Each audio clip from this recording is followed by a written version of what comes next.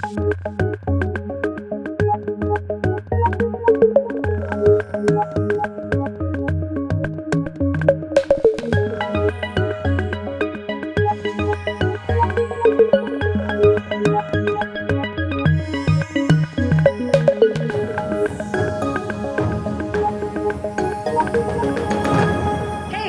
for joining us this morning. I'm Lindsay with Beyond 20, and we're here today to navigate the myths, mysteries, and misconceptions of ITIL.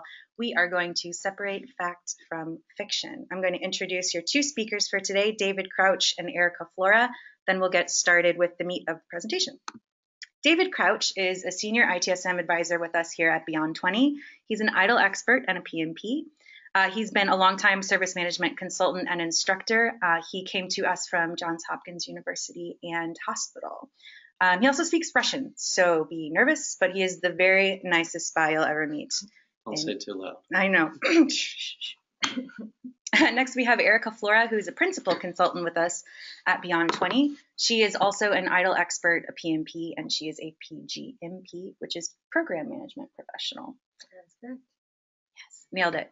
As always, she is a longtime project and program manager, and she's been doing IT service management consulting for quite some time as well. She's also learning to sail. Ahoy, mateys. ERIKA, would you tell us a little bit about Beyond 20, and then we'll go from there? Absolutely. So for those of you that have never attended one of our webinars before, or it's been a while, I'll tell you a little bit about our name. We always get this question from customers, and the name Beyond 20 came from a Gartner research study where Gartner looked at when mission critical systems and organizations fail, what that root cause was. And what was surprising, but yet not surprising to a lot of folks, is when they looked at root cause, they found that actually only 20% of the time it was due to failure in things like software and hardware. That actually 80% of the time, when mission critical systems fail, they were able to trace it back to failure in people and failure in process. And so that's what we really are passionate about. We help organizations fix and address with things like this, like the free webinars that we do every few weeks in sharing our knowledge through public training, through on-site training, through consulting, like helping organizations revamp their existing processes so they become more efficient, through implementation of tools so that things become more efficient. And yeah, that's a bit about us. We are a registered educational provider with PMI, so for anyone attending today's webinar, you will get one free professional development unit if you are PMP certified and you care about that. And for those of you that don't care about that, then don't worry about it. Yeah. All right, so today's agenda, David and I sat down and came up with some ideas around what we've heard people say, myths, misconceptions, mysteries, things that folks are confused on, and then try to put them in these buckets around ITIL doesn't work, ITIL should die, I don't like ITIL, here's why. And we came up with some of the most common things that we hear. We also have our second bucket is, it's too hard to implement. We can't implement it, and here's why. And so we'll talk through some of the stuff that we've heard. And then our third bucket is kind of our miscellaneous bucket around other reasons ITIL is just the worst and we shouldn't do it. And what we'd love to hear from you guys, and if you would put that in the chat window, that would be really helpful as we're going through this webinar, what some of the mysteries, the myths, the misconceptions that you've heard, some of the things that you have questions about, or maybe things that you've heard people say that you're like, I don't know if that's right, or I don't know how I would respond to that. That would be really helpful too, and we'll have Lindsay read those out. So any burning questions that you have, any things that you'd like to contribute to the conversation, or yes, I've heard that, or no, I haven't, I've heard something similar or different, let us know. We will tackle all of them as best we can because we've been doing this for a while and we've heard it all. So, you know, some of it is fair, and some of it I think is just confusion in the industry, and we'll talk about why that is and get to the bottom of it all. So the first one is it's outdated. David, what do you hear? What do you yeah, around that.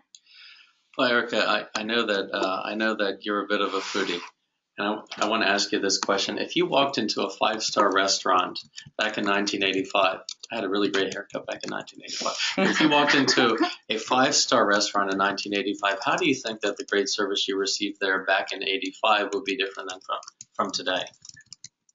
I think the food may be different, the trends may be different, but the service should be the same. Absolutely. Yeah, and that's exactly my experience too. The elements of really great service don't change. You know, how we think about service, the tools that we use to deliver it, some of that changes, but the elements of great service, don't change. And so I think ITIL reflects that.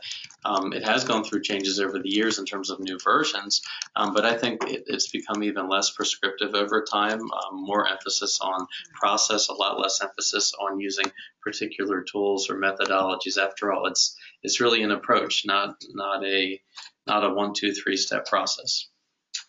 I like it, and to that point, I think that's what we've heard a lot is, the ITIL books started coming out in the 80s, and when you think about IT, I mean, IT changes so much, and what I've heard a lot from IT folks is something from the 80s.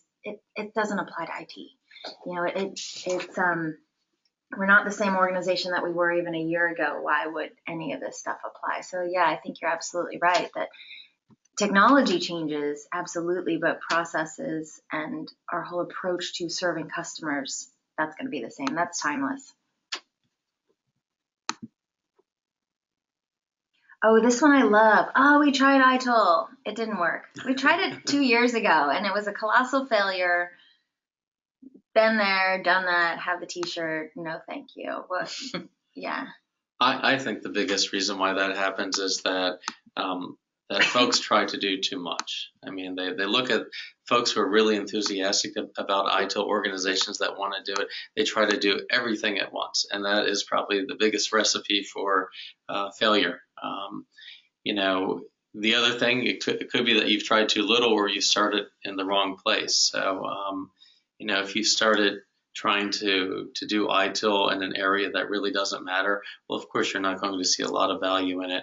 I think the biggest one, though, is just trying to do too much, I'm really excited about this, I want to do it all tomorrow, and then you find out that, you know what, it's not rocket science, but it does take some discipline. Absolutely. Yeah, I think part of this is with any best practice, and right now I hear a lot of buzzwords from customers like, oh, we want to do DevOps, we want to do to a lesser extent, I think Agile and Scrum was a few years ago, but there's always the new buzzword, and if not implemented well, then people get a really bad taste in their mouth.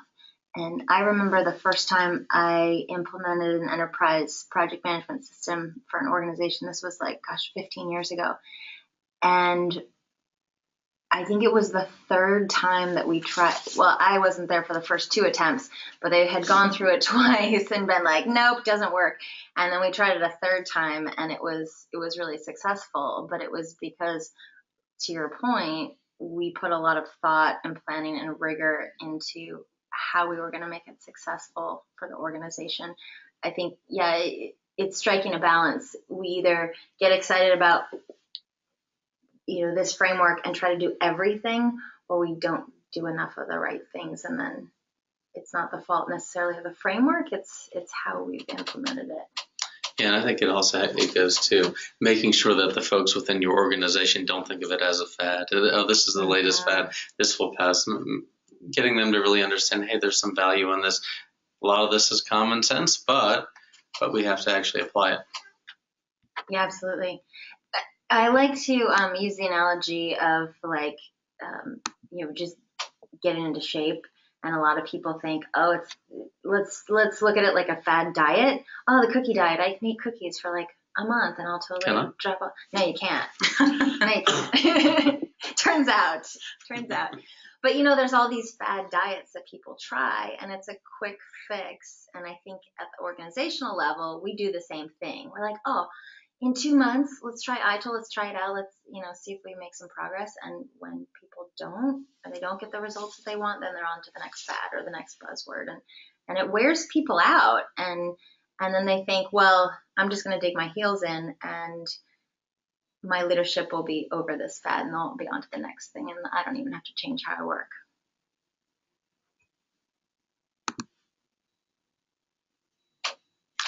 It's too academic. Well, coming from an academic background and doing more certifications and degrees than than I care to admit, sometimes I could definitely speak to this one.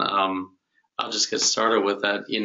I would say that, all certifications and frameworks, all fields have their own certain level of terminology and jargon. If you're a doctor, you're going to speak doctor speak. One of the big problems that IT has in general is that we like to speak our own language and use, again, right up with the medical field, probably more acronyms than anything else.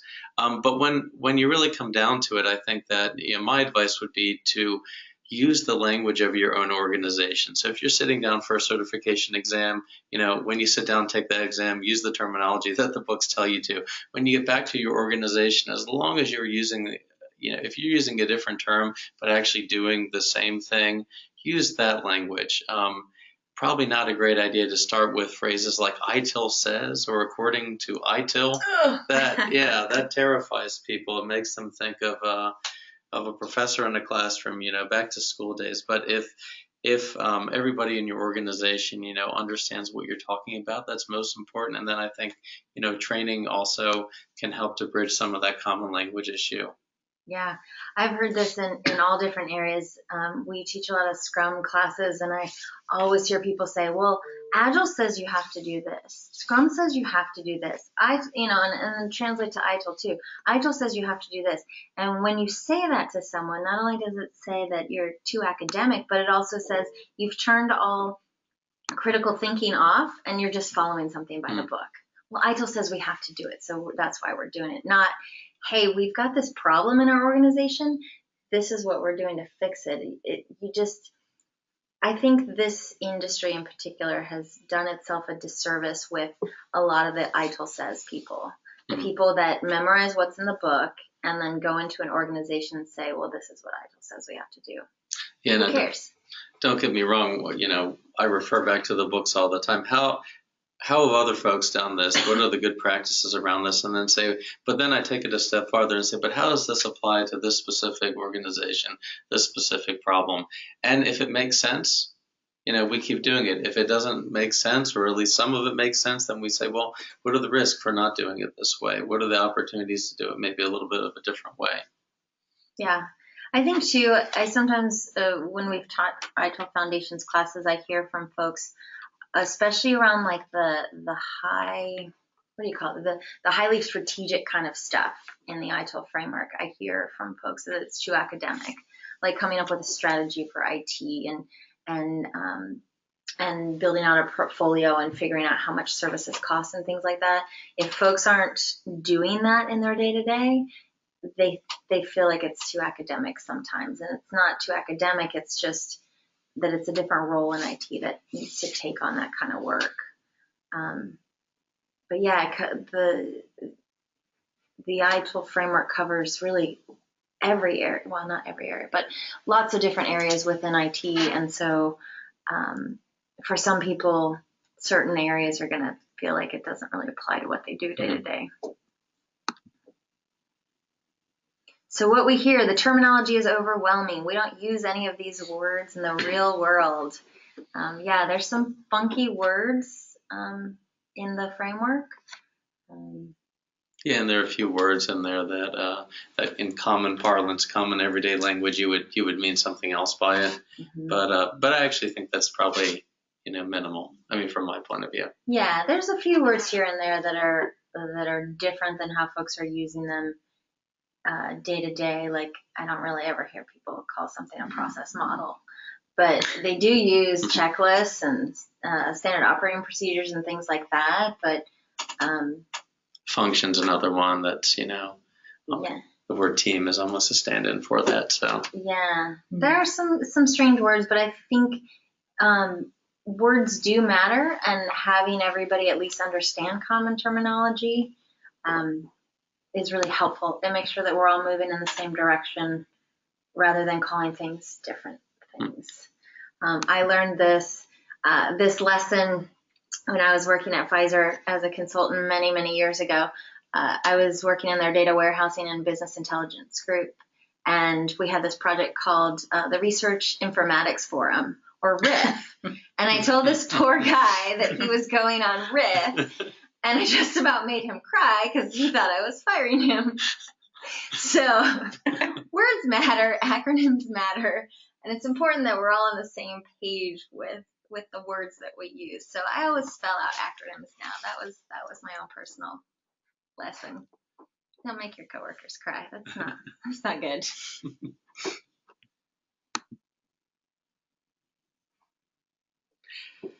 So, ITIL really isn't rocket science. I mean, let's be honest, there are many aspects of ITIL that are common sense.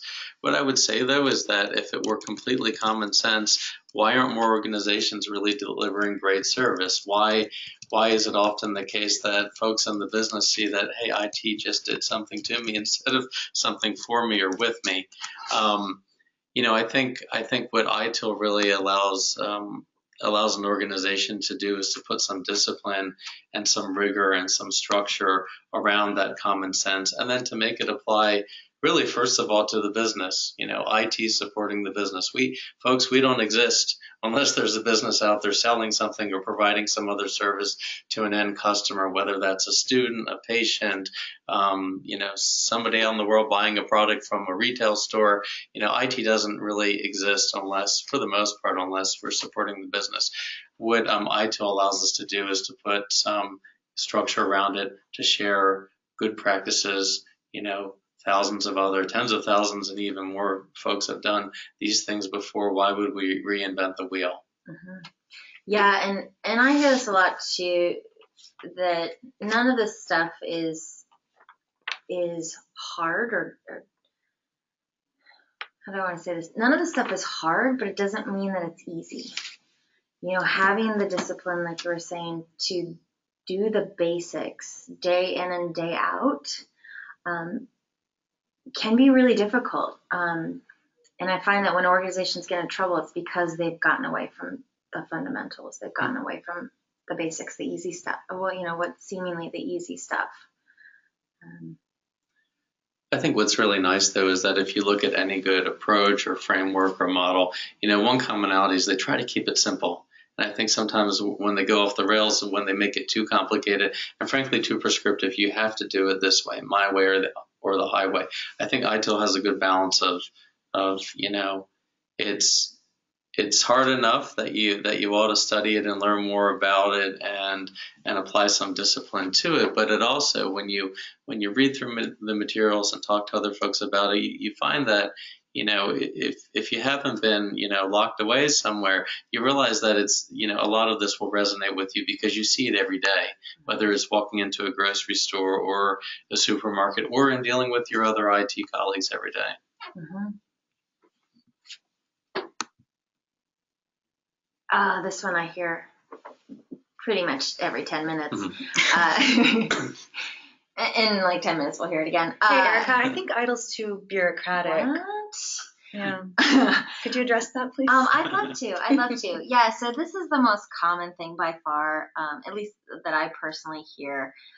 We don't do it because it's too bureaucratic. We have to do too much stuff, and if we tried to do all of those things, we would bring IT to a screeching crawl. David, what would you say to that? Well, I kind of already mentioned before that, trying to do all of the ITIL processes at once is generally a recipe for failure. I would go even farther and say that most organizations probably don't implement all of the ITIL processes. In fact, implement's probably a bad word in the sense that, ITIL is more of an approach and not a prescriptive plan. But what I would do is I would start with the pain points. Where are you suffering the most in the organization? Where will using ITIL help to give you value right away?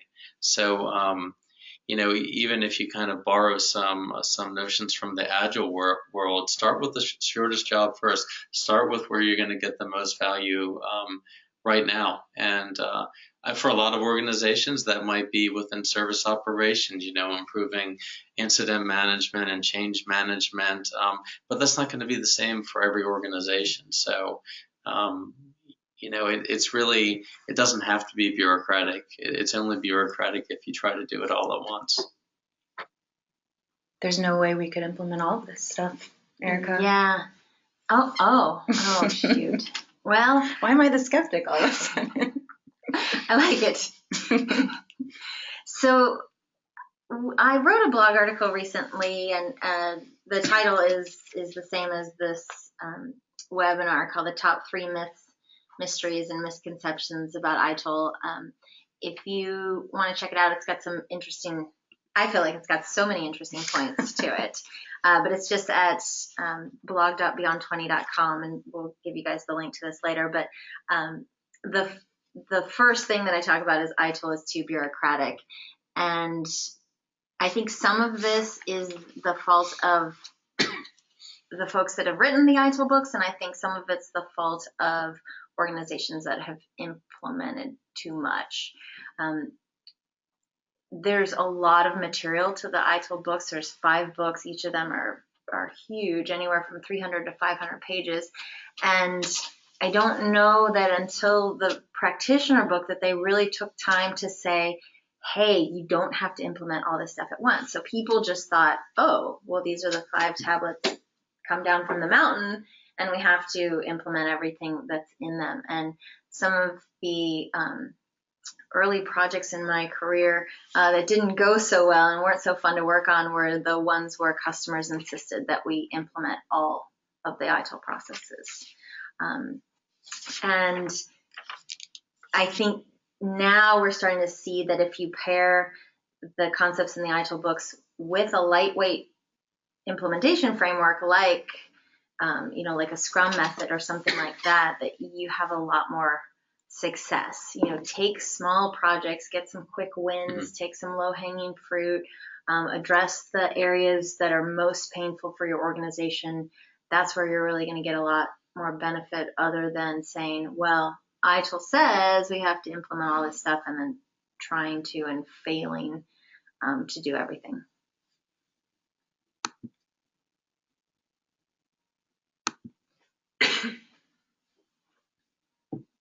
Oh man, Lindsay, it's too expensive. It's so expensive. ERIKA. You guys are so negative. Unbelievable. Yeah, so what do we hear there? If you could pull up the extra. Oh, sure. Yeah. So what we have, we don't have the budget to get everybody trained. Yeah, I mean, this is a common one. I think the 2 things you hear with expense are, people, training, and then the tools. So we'll talk about, people for a second. First of all, not everybody within your organization needs the same level of ITIL training.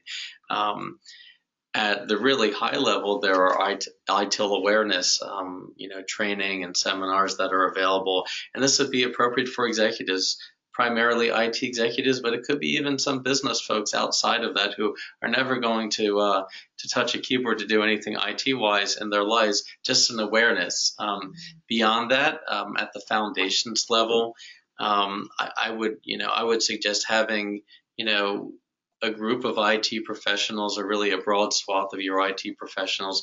And the primary reason here is really to develop that common language. So you go into the organization, you use some of your typical, your organizational terminology, but then, once folks have really bought into it and say, this is what we want to do, then you take a broad swath of your IT folks in for the ITIL foundations training to further that knowledge and to give a baseline. There are other classes like practitioner. This would really be a few folks within your organization who are leading ITIL campaigns.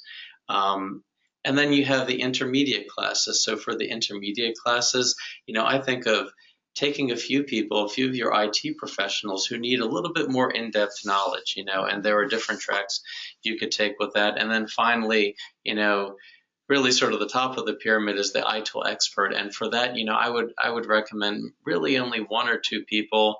It depends on the size of your organization, but a relatively small amount of people would ever want to go that far in terms of the training. So I think that you could really, you could phase the training, but not everybody needs the same level of training. Absolutely, yeah. And to add to that, I always hear from folks, oh, I wish our management understood this stuff. And management doesn't necessarily have to sit through a 3-day foundations class, but having some sort of awareness as to why are we doing this? How do I empower my team to do this? Can be really, really helpful. Yeah, so it's not one size fits all. Yeah. Yeah. Yeah. I've heard that somewhere on a shirt, I think. Oh, yeah. The other big expense is there's no way we can buy an expensive IT service management tool. I think this is going away a bit. Back in my day, organizations spent, sometimes millions of dollars implementing IT service management tools. And there's now a lot of lighter weight, a lot more affordable tools that can help automate what you're doing. But I also think a lot of times there's too much of an emphasis on a tool, and that all the times, organizations get excited about what a tool can do, but they haven't done any of the heavy lifting to figure out their processes first. And then they get a tool in that they hate or it doesn't do what they want it to do. Yeah, I mean, in my experience, a tool can really help to make a good process better. It could also help to accelerate the bad processes. So I think that most of the tools that are out there on the market now, they at least offer some baseline of the service operation. So this is where the customer really sees value with ITIL, through incident management, change management in there too, knowledge management, problem management. Most of the tools can accommodate the basic ones.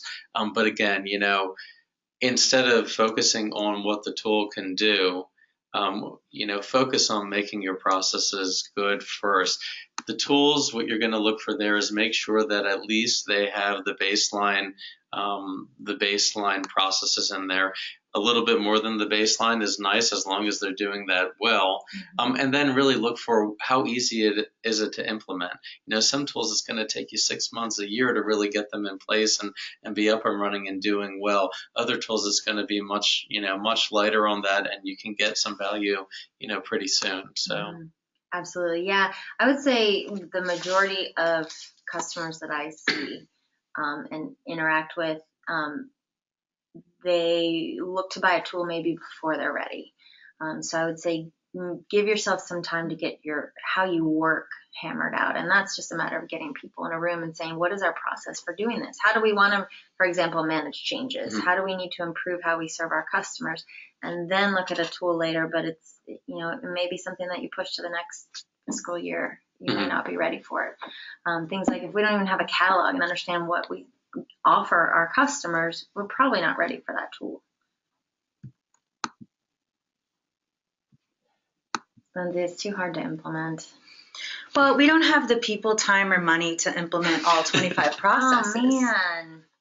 So depending on some people are going to look at this and say, it's not 25 processes, it's more. There are some minor processes, but yeah, there's 25 processes that you have to know as part of an ITIL Foundations class. But yeah, invariably people say we don't have the resources, whether it be people, like we can't hire up a whole bunch of people to do this, or I'm too busy dealing with all of the urgent stuff that's on my plate anyhow.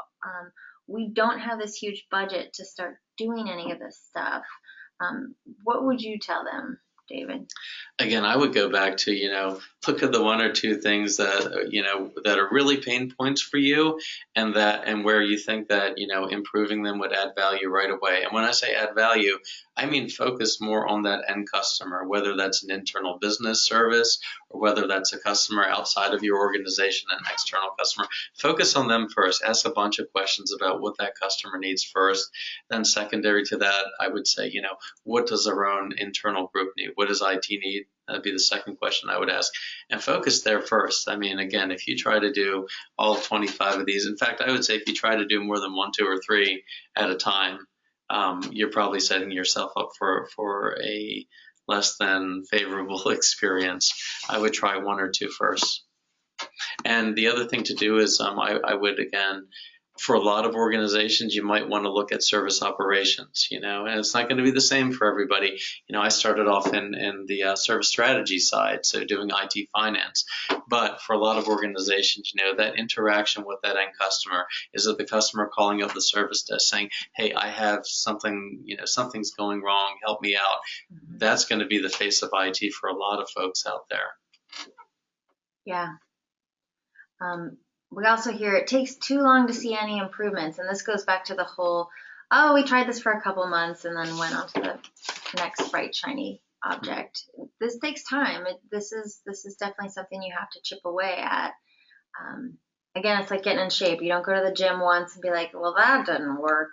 I'm not going there again. Sorry, treadmill. Taking my money. Yeah, don't let perfect get in the way of progress here. You hear that phrase a lot these days, but it's really true with this. I mean, one example, by revamping the change management process, I've seen an organization go from having well over 100 people on a daily change control call, many of whom probably didn't need to be on that call, to narrowing it down to just a handful of really key people, and that saved. Immediately, it just saves, internally some money, because those other folks hopefully can be out there watching, watching YouTube videos. No, I mean, posting videos. Yeah, getting real work done. So instead of being on that change control call, so even something that seems relatively minor, a quick win, it didn't take very long to revamp that process and have it work well and save some money immediately. Yeah, absolutely.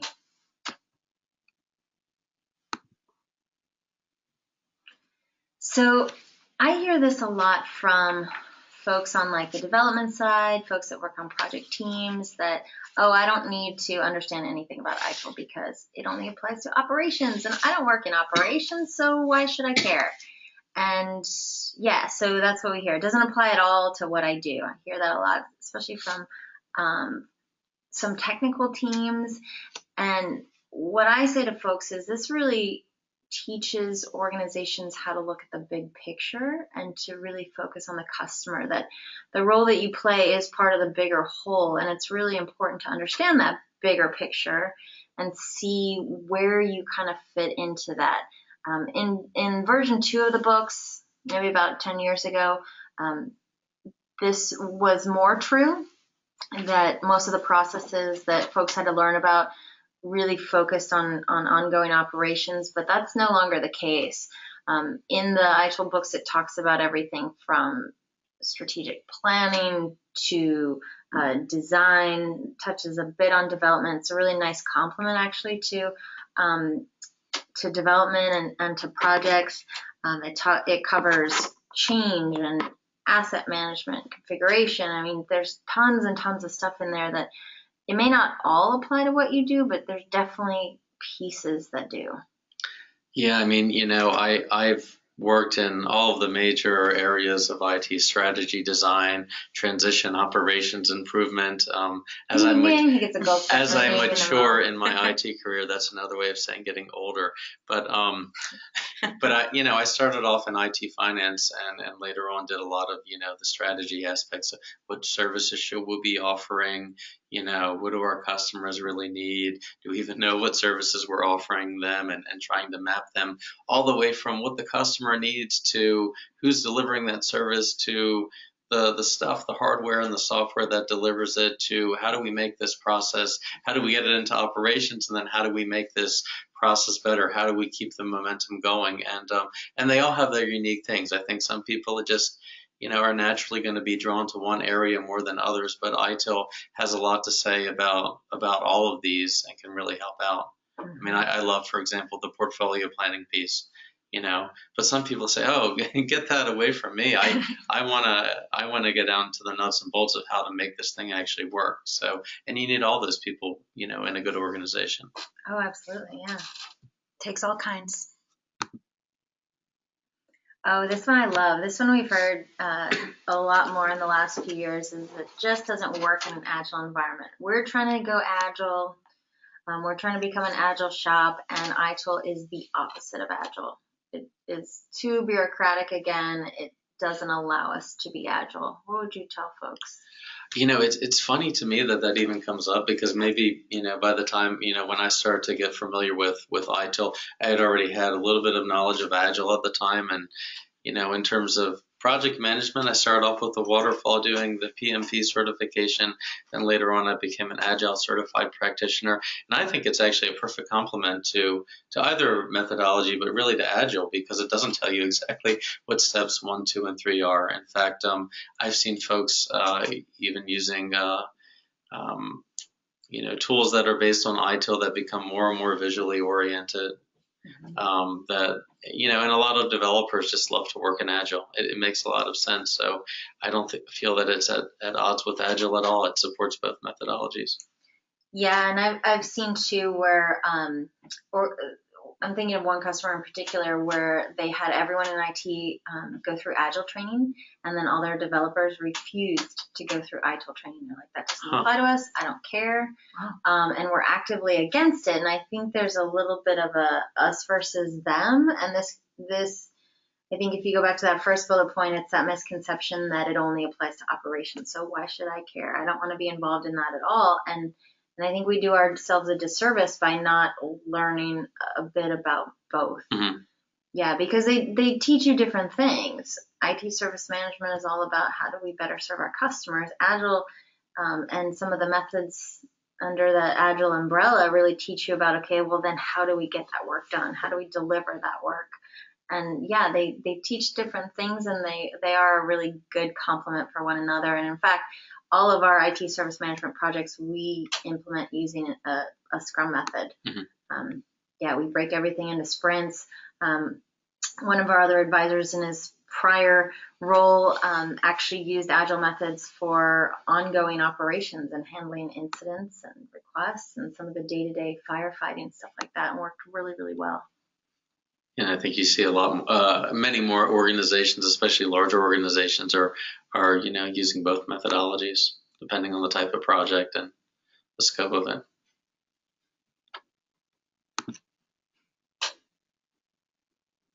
Cool. So for those of you that have not taken a foundations class is a really good place to start because it teaches you the basics behind what IT service management is, what this acronym ITIL is about, how those are different, why they're important, and then walks through not only the processes, but some of the other general concepts. I would caution folks, though, a lot of times folks take a foundations class and then they think they know everything about the ITIL framework, and there is, in fact, a lot of stuff there that and I've heard people that take foundations be like, well, ITIL says, and it's like, oh, no. I would say if you have foundations training, getting some of the intermediate classes under your belt can be really helpful. In particular, that new class called ITIL Practitioner, and there's a whole new book around it, and it incorporates a lot of the Agile concepts, project management concepts into ITIL, and for the first time really talks about the guiding principles as you go to implement some of these ITIL concepts. But I would say that's a really good way to just kind of, if you don't have some formal training under your belt, I would say an ITIL Foundations or an ITIL Practitioner course is a really good way to go.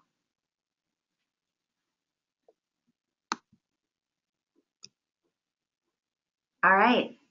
Questions, anything you guys have that's kind of burning you want to know about, type it into the chat box, and we'll take any and all questions you've got. Anything you've been kind of off the wall you've heard, or that you've said, or you thinking in your brain, we'd love to hear it. We could start with some easy ones here. How do we claim our PDU for this very webinar? What? I know. So all of our PMP holders care about this. So the way that this will work is after the webinar, we will send out information around how to claim your continuing credit. And fun fact, if you haven't taken any ITIL training, you get a lot of PDUs for attending a class. So for foundations, you get 24. For practitioner, you get another 16. So you're halfway to the 60 that you need to be able to renew your certification.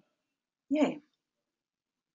Another question, when will the recording be available of this session? We're going to clean this up since we did the introduction twice and all that, but we'll get that out to you later this week. We'll also send the slide deck so you can go back and reference all the stuff we covered today. Oh, I answered that one. I asked and answered that question. So here's one, David, for you. Which processes would you suggest starting with? Again, I think for a lot of organizations, starting with service operations. So incident, change management, problem management. Problem is one that a lot of organizations overlook. Even I have recently, changed my mind a little bit on when you should begin doing problem management. But those three, and then even knowledge management, are probably the four that I would start with for a lot of organizations. Again, don't take my word for it. Look at what your pain points are, but those are the areas where you tend to interact with customers the most. Yeah, and I think to that point, improvements in those areas that are customer facing are usually the easiest to get funding for if you need funding, or if you need, whatever the resources may be, because it's customer facing. Customers notice it, they get excited, they can see something tangible from that. It's sometimes harder to get resources for some of the behind the scenes kind of work, like building out your your configuration management database, so understanding what all your assets are and how they're all connected. That can be a bigger undertaking, and it's not as tangible from like a customer's perspective. Some of the ones that you mentioned, like incident management, problem management, change management, this is a little bit more behind the scenes, but yeah, they definitely have a direct impact on customers. It's easy to communicate the importance of those. Yeah, I would probably start with those for most organizations, and then beyond that, again, anything customer facing. So if you don't know really what all of your services are, you don't know what you're offering, that would be the next step. I think document those, get all of your services in line, make sure that the ones that customers can order are available to them, and a really easy way to give them an easy way to interact with your organization and order something, find out more information. So even a little bit of that catalog stuff is something I would probably move into like next. Yeah, and another thing worth thinking about is if you're kind of stuck and you don't know where to start, doing like an assessment or a health check around where are some of those weaknesses, bottlenecks, gaps in the organization. Sometimes having an outside pair of eyes or a fresh set of eyes can help you unearth some of those things. And we actually, as part of our assessment, help organizations build out roadmaps. So, what should you be working on the next 6 months? Okay, after that, what should you be working on this 6 to 12 months out? And then what are those things that are maybe great things to do in terms of improvement, but really until you start dealing with some of these foundational concepts, you can't even touch them. Like, for example, David, you mentioned financial management. Well, if you don't have a catalog, if you don't have a good idea of what assets make up each of those services, you can't do financial management. That's something that is later on in the roadmap. You got to get the basics done. But sometimes that's doing an assessment has helped kind of unstick some of our customers. Cool. I am going to consolidate a couple questions here around training. I've got a who, a how, and a when should we take the training. Who should take the training? How should we start the training? And when should we take the training? David. We're in a mighty stare down of who's going to answer it. Everybody all the time tomorrow. No.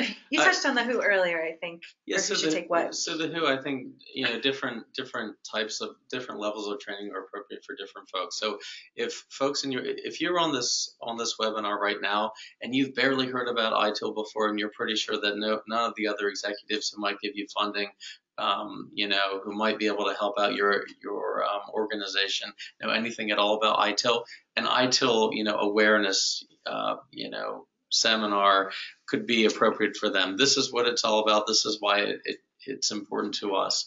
Beyond that, for the foundations, again, I would take like your core IT folks. And so when I say core, I it's going to depend on the size of the organization. I would say even 20 or 30 people within your organization. They don't all have to be trained at one time. You could send a few to class today, a few to class, a few months from now, or you could do an on-site training. So I think that's a great option if you can all take, a day, 3 to 5 days out of the schedule and do a group training of 15, 20 or so people at a time. That can be a great option. And then from there, you'll know the people, I think, within your organization who need to go farther, who really need to do the intermediate. And your expert, that's going to be, I think I'm patting myself on the back here, but that's going to be like the 1 or 2 or 3 geeks within your organization who really they're not necessarily your most technical people. They could be, but they could also be on the business side, the people who are the really great translators between IT and the business, and who really like to read these books and to get into it and say, okay, here's what a lot of other folks do. How's this going to apply here? I almost think of them as kind of like the internal consultant for your organization. Mm-hmm. Yeah. One thing I was thinking about as you were talking, it sounds ruder than how I meant it.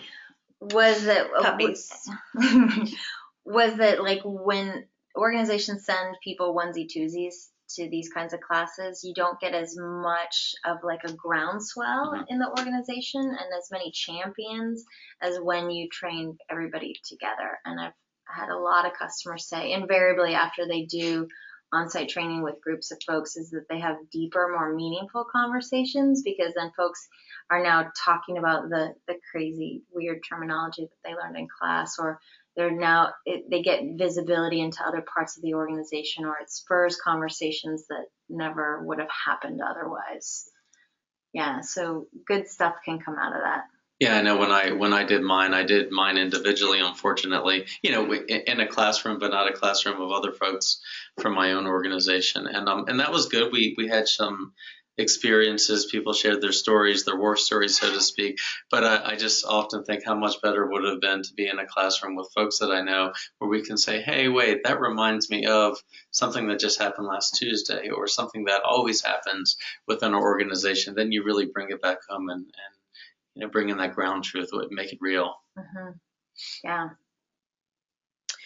So there was a when portion of that question too, and I'm not sure if that's for the individual, or I know we were talking this morning about when you should take training in relation to like a tool implementation. Is there any other like timing issue that's relevant? I would say training is really helpful before you ever implement a tool. Mm-hmm. Yeah. I've worked with organizations that have done training of the concepts after they implement a tool, and then they go, oh man, I would have configured this totally differently because I didn't understand the why behind any of this stuff. So you create a lot less rework for yourself if you go through training first. Yeah, I think, the timing, the specific time is going to vary a little bit depending on the organization. But let's say you get a group of people doing the ITIL Foundations training, and let's say that you want to, you don't have a good tool right now, or you want to change the tool that you're using. Having that Foundations training will help you to even select the tool that you want to use. The other thing I would say is that, in my own mind, I would take a block of 3 to 6 months or whatever it is, and then say, within that time, I'm going to do the training. And then if I am changing tools, or I really want to implement a new process or make something that we're doing better right away, I would try to block out the training and that implementation relatively close to each other, as close as you can make it, because generally, people can apply training better when they're doing it soon after the class is over with. Mm-hmm. That makes sense. I don't know if I phrased it well. Yeah. Yeah. It's the analogy that's been beaten to death of the 3-legged stool. And it definitely applies here. There's a technology piece, there's a people piece, and there's a process piece, and you have to address all three. If you address two of the three or one of the three, you're not going to get as good of a result. So they really should all be together. You want to do training, work on your processes, and then also look at a technology component. Cool. That's all the questions I have. I think we solved all the mysteries. I feel satisfied with them. Okay, you guys get 5 minutes of your day back. You're welcome. Thank you so much for joining us. We will see you guys next time. Look for the slide deck and the video and PDU claiming instructions by the end of the week. Thanks, guys.